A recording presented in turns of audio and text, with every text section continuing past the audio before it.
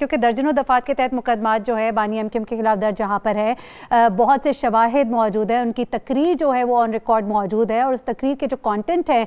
वो किसी भी हुकूमत के कवानीन के मुताबिक जो है वो लोगों को उकसाना, दहशतगर्दी के उकसाने के ज़िम्मन में आते हैं। तो उसके बाद भी अब क्या लगता है आसिफ हसनैन साहब, नोइंग और आप जो उनको जानते हैं, आप उस पार्टी से आपका ताल्लुक़ रहा, तो क्या दिखाई दे रहा है कि अब कोई हवालगी होगी और हवालगी होगी तो उसके बाद के मामलात क्या होंगे, यहाँ पे सीन क्या होगा? बिस्मिल्लाहिर्रहमानिर्रहीम। देखें, सबसे अहम बात यह है कि इसमें जो भी एक्टिविटीज़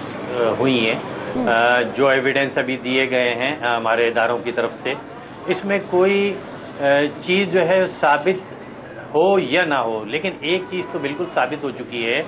जो बात 3 मार्च 2016 को मुस्तफ़ा कमाल ने आकर कही थी कि ये रॉ के लिए किस तरह मुनज़्ज़म तरीके से काम हो रहा है, उस सारी चीज़ों को 22 अगस्त 2016 को खुद उन्होंने एंटी पाकिस्तान जो है नारा लगाकर उसको इंडोर्स किया और साबित किया। दूसरी बात यह है कि कुलभूषण यादव का जो स्टेटमेंट है वो भी इस सारे बयानियों को इंडोर्स करता है, जिसमें उसने कहा कि बलूचिस्तान और कराची में वो जो है रॉ मुस्तकिल जो है काम कर रही थी। तो इट मीन्स कि ये सारी बातें इस बात को वादे करती हैं कि जो मुस्तफ़ा कमाल कह रहे थे कि एक अरसे से रॉ के लिए न सिर्फ काम हो रहा था,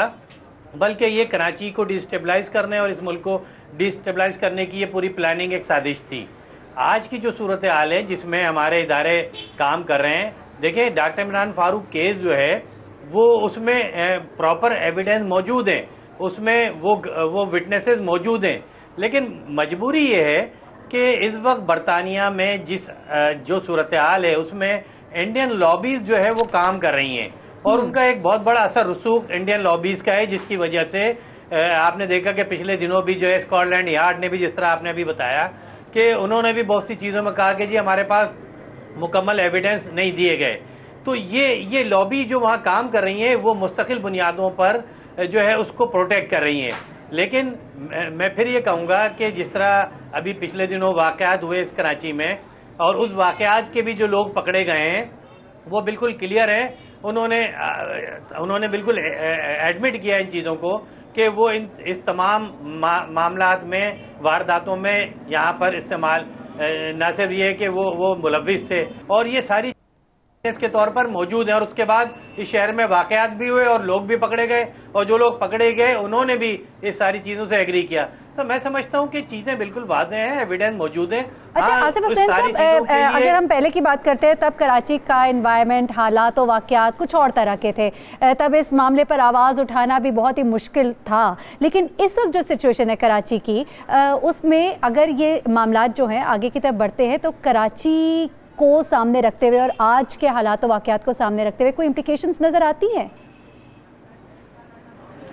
देखें जी, बिल्कुल आपने सही कहा कि माजी के जो वाकयात थे उसके बाद एक एलिमेंट आज भी ऐसा ज़रूर मौजूद है